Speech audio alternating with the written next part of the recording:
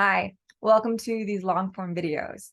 I'm Vernacular Medieval. I have a PhD in Hispanic Literatures and Cultures, focusing on the social religious cultural contact in the pre-modern period, with a special interest in magic and occult studies. Recently, I created the Medieval Magic for the Modern Mystic, where I explore mostly medieval stories and contemporaneous magical practices through the lens of tarot cards, and I also offer tarot readings. So for this video, we're going to start in the 14th century with a collection of 51 exempla from Don Juan Manuel's Conde Lucanor. So this is one of the first surviving prose texts in Castilian Spanish. It's divided into 5 parts, but the first part is the most important or most famous, and that's where the 51 exempla are. And all of these exempla are didactic and have a concluding moral. The premise essentially tells of the story of Conde Lucanor or Count Lucanor chatting with his advisor Patronio about a problem, and then Patronio shares a story that then guides him to an answer. So what's going on in this frame-tale narrative is essentially one of my goals of this platform, to use medieval stories to bring us towards personal development through the tarot cards. So in this video, we're going to focus in on the 11th story, exemplum 11, that of Don Yllan, the Grand Master of Toledo. So Don Juan Manuel isn't the first to pen this story about a teacher in Toledo, but he does give a nice creative Iberian twist, taking the reader through unexpected turns, just like another contemporaneous Hebrew story does that circulated about 60 years earlier. But for this video, I'm just going to focus in on the Don Yllan story from Don Juan Manuel's Conde Lucanor.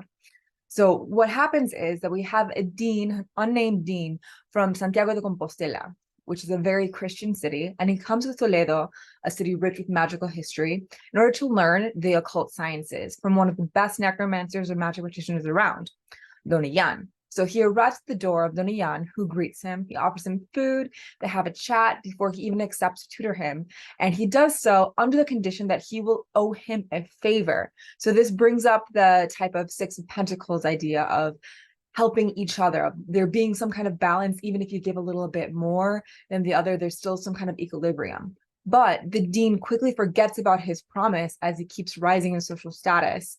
So this energy becomes a little bit twisted and reversed. So what we need to understand here is that the dean is seeking knowledge as if he were a page of pentacles, and he's turning to a hierophant, someone who can mentor him and give him access to the secret wisdom.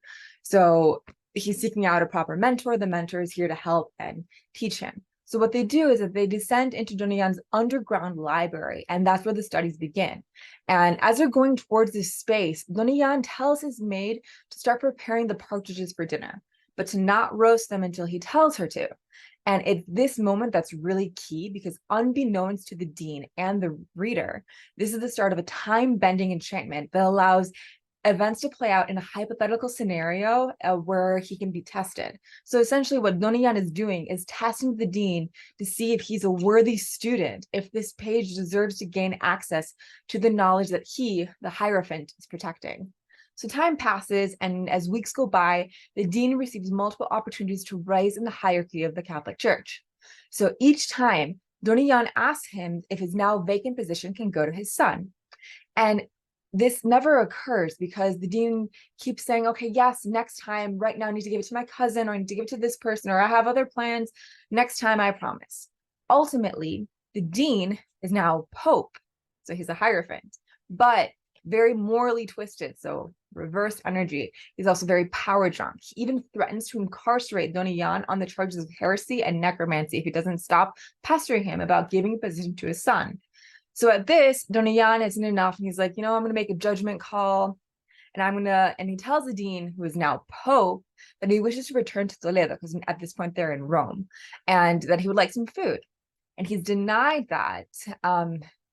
And so to the dean's surprise, what Don Yllan does is he says, well, you know what, that's no problem. Luckily, I have those partridges. And then boom, they find themselves back in the subterranean library. No time has passed. The dean realizes now that he's once again a dean and not Pope, that it was all an imaginary dream of sorts. He understands that he failed this test, and he's cast away in shame, and he never gets to learn from the best. He never gets to taste the partridges or anything like that. So in one of my articles, I discussed the metaphoric function of food as a way of magically measuring the student's morals. But for this video, I want to focus more in on the cards. So there's this thirst for knowledge, but it's tempered judgment call on who gets to access this.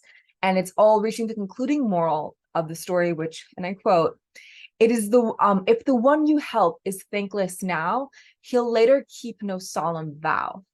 So the supposed moral is to not be quick to believe a thankless person, but in the light of the cards, it might also serve as a warning that sometimes it's best to err on the side of caution, whether we are the one seeking mentorship or the one offering the guidance. So we should always want to learn more and seek.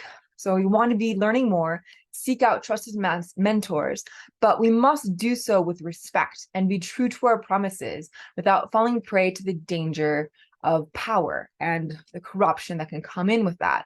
So in a way, what Don Yllan does in this story is kind of play out a past, present, future tarot spread, because he's learning about the dean's past. He trains him in this hypothetical scenario, playing out what could happen and testing out possible futures to see if his intentions remain as they were when he first arrived at his doorstep, asking for help and offering to compensate and have this equilibrium of balance. So what this means for us in light of all of these cards, right, is to continue to check in with ourselves and to keep our eyes open for all possible outcomes and to remain humble as we keep searching for more knowledge and seeking out the right mentors for the job, and trusting that there needs to be a good balance between the one who is offering the knowledge and the one who is gaining it, and maintaining this respect. And if there isn't that, then to remember to make a very tempered judgment call on where and what we can learn and how we should go about learning it. So thank you.